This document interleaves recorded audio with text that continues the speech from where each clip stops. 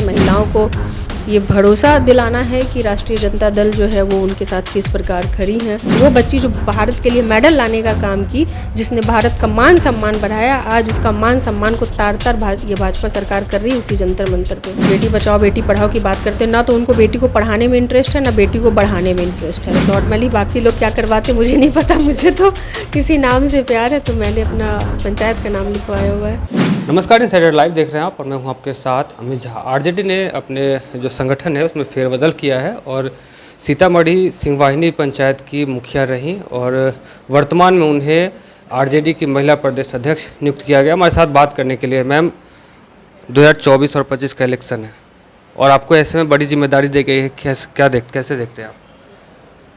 एक जिम्मेवारी के तौर पे ही देखते हैं। जिम्मेदारी दी गई है तो उसको एक बड़ी जिम्मेवारी के तौर पे देख रहे हैं। और काम करना है, संगठन को मजबूत करना है, महिलाओं को ये भरोसा दिलाना है कि राष्ट्रीय जनता दल जो है वो उनके साथ किस प्रकार खड़ी हैं।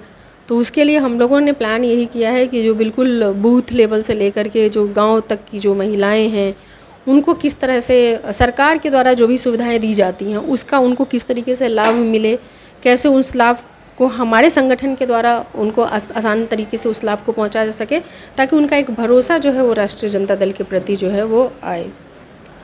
दिल्ली में आप हालांकि महिला हैं, इसलिए दिल्ली में महिला पहलवान लोग वहाँ धरना कर रहे हैं, प्रदर्शन कर रहे हैं। आरजेडी की तरफ से उनके लिए कुछ ऐसा मदद? देखिए, आरजेडी की बात नहीं, हमको तो लगता है कि जो भी ऐसी पार्टियां या व्यक्ति विशेष की बात कर ले जिनके अंदर संवेदना है और जो बेटियों को सम्मान देते हैं, जो बेटियों को रिस्पेक्ट करते हैं, वो उन बच्चियों के साथ हैं। अगर जिस तरह की जो बीजेपी की आप बात कर ले, जो बेटी पढ़ाओ बेटी बढ़ाओ की जो बात करते हैं, बेटी बचाओ बेटी पढ़ाओ की बात करते हैं ना, तो उनको बेटी को पढ़ाने में इंटरेस्ट है ना बेटी को बढ़ाने में इंटरेस्ट है। जब मेडल लेके आती हैं बच्चियां तो उनको बताते हैं कि ये हमारे परिवार के लिए गौरव की बात है, और वही परिवार की बच्ची जब किसी प्रकार के शोषण का शिकार होती हैं, उनके ही जो एमपी हैं उनके द्वारा साफ साफ कहा जा रहा है कि इन्होंने मेरा शोषण किया, फिजिकली मेंटली हर तरीके से इन्होंने मेरा शोषण किया।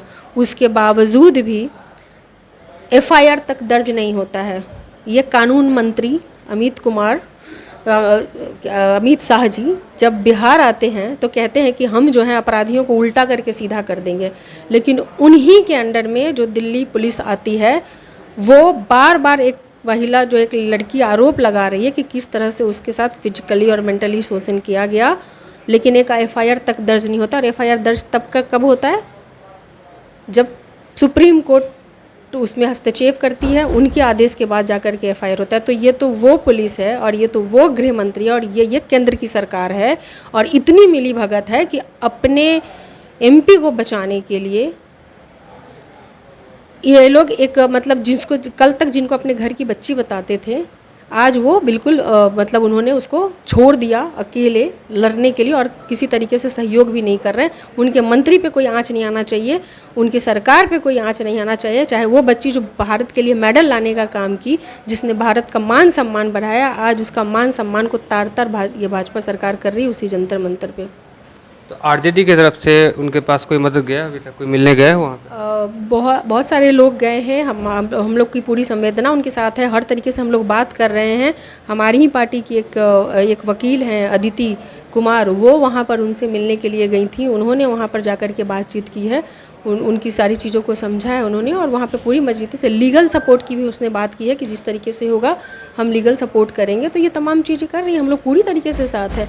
हम लोग तमाम वैसे ये केंद्र की सरकार जो बेटी विरोधी सरकार है, जिनको बेटियां चाहिए ही नहीं, ये सिर्फ बात करते हैं वुमेन एम्पावरमेंट की, समानता की, बेटी को पढ़ाने की, बेटी को बचाने की, लेकिन अपने ही नेताओं से यह बेटी को बचा नहीं पा रहे हैं। और यहाँ तक छोड़ दीजिए, जब कृत्य सामने आ जाता है उसके बावजूद भी एफआईआर तक दर्ज नहीं होता। ये देश के ये गृह मंत्री हैं जिनके नाक के अंदर में रहने वाली पुलिस जो है एफआईआर तक दर्ज नहीं करती है। ये बहुत ही दुखद है। 2024 का इलेक्शन महिलाओं की भागीदारी आरजेडी ने जैसे आपको सौंपी है, आपकी जिम्मेदारी सौंपी है महिलाओं को समझाने का और उनको आगे लेके आने का, तो ऐसे में आप अपनी जिम्मेदारी कैसे पूरी करेंगे? हम तो यहाँ की बात तो छोड़ दीजिए, हम तो कहते हैं कि जहाँ केंद्र में जिनका मेजॉरिटी है वो ला करके पारित करें कि सभी जो महिलाओं का जो पार्टिसिपेशन होगा, या विधानसभा में हो या राज्यसभा में हो, लोकसभा में हो, वो पारित करें कि महिलाओं को जो है, जो अगर आधी आबादी है तो उनको उतना ही उनको सीट मिले, उनके हिसाब से उनको वहाँ पर रिजर्वेशन ही दे केंद्र सरकार। आखिर उनकी तो पूरी मेजॉरिटी है ही है, वो चाहे तो दे ही सकते, पारित कर ही सकते हैं। जहाँ तक हमारे यहाँ की बात है तो पूरी तरीके से इस बार जो है कि महिलाओं को पूरा चांस दिया जाएगा। और हम लोग अगर ये बात कहते हैं कि भाई महिलाओं का पार्टिसिपेशन ज़रूरी है, उनका आगे आना ज़रूरी है, तो आपको पता ही है कि बिहार में ऑलरेडी आप यहाँ पर देखेंगे कि 50% का रिजर्वेशन जो है त्रिस्तरीय पंचायती राज संस्थाओं में ऑलरेडी यहाँ पर है। यहाँ पे आप देखेंगे कि किस प्रकार महिलाएं जो है वो मुखिया के तौर पे, समिति के तौर पे, जिला पार्षद के तौर पे, वार्ड मेंबर्स, पंच, सरपंच, तमाम पदों पे यहाँ पर महिलाएं आ रही हैं। ये पूरे देश में एक मिसाल की बात है जिस तरीके से आकर के वो अपना काम कर रही हैं। कहीं ना कहीं थोड़ा बहुत ये है कि कई जगहों पे ये देखने को मिलता है कि महिलाओं की जगह जो है उनके पति या ये काम कर रहे हैं, लेकिन फिर भी मुझे इस बात की तसल्ली कि एटलीस्ट कम से कम उनका नाम, पति भी अगर काम कर रहा है तो सिग्नेचर के लिए आता तो उन्हीं के पास है। और धीरे धीरे अपनी जिम्मेवारी को समझेंगे। और मुझे लगता है कि राजनीतिक रूप से महिलाएं जिस तरीके से इस रिजर्वेशन के बाद मुखर होकर के पंचायती राज इंस्टीट्यूशन पे आज वो काबिज हैं पूरे बिहार में 50% रिजर्वेशन के साथ, हम ये उम्मीद करते हैं कि बाकी के भी जगहों पे, चाहे वो विधायक का हो या एमपी का हो या राज्यसभा का हो, उन सब में भी उनका रिजर्वेशन जो है वो समानता के साथ उनको मिले, बढ़े। महिला होने के नाते कितना मुश्किल होता है ये राजनीति में महिलाओं का आगे आना? नहीं, दिक्कत तो होती है क्योंकि आपको घर भी देखना है, परिवार देखना है, घर में सास ससुर है, यानी कि एक शब्द में बोलूँ तो अपने पूरे परिवार की जिम्मेवारी होती है। उस पारिवारिक जिम्मेवारियों का निर्वहन करते हुए बाहर निकल के सामाजिक स्तर पे या राजनीतिक स्तर पे अपनी पहचान बनाना, एक छाप छोड़ना, वो एक पुरुष के मुकाबले महिलाओं के लिए ज़्यादा डिफ़िकल्ट होता है क्योंकि सारा कुछ उनको मैनेज करना होता है, देखना होता है। लेकिन हमको ऐसा लगता है कि महिलाओं में ही वो ताकत है जहाँ पे कि वो सभी चीज़ों को समान रूप से वो देख पाती हैं। तभी आपने देखा होगा कि अगर दुर्गा शक्ति की बात करें, सरस्वती की बात करें, अगर देवी की बात हम करते हैं तो उनके कई हाथ दिखते हैं।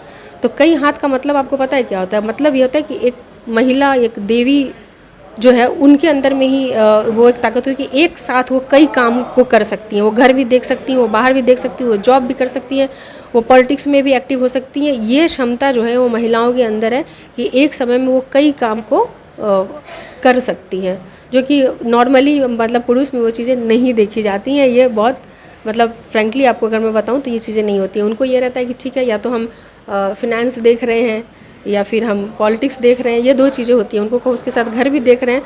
तो यहाँ पे महिलाओं को ही आगे आना था कि अपने हेल्थ, परिवार का हेल्थ, परिवार की जिम्मेवारियाँ, बच्चों की पढ़ाई के साथ वो पॉलिटिक्स में आगे आकर के जिस तरह से, ये तो बहुत ही मतलब है ही एक गर्व की बात है कि एक महिला ही इस चीज़ को कर पाती है।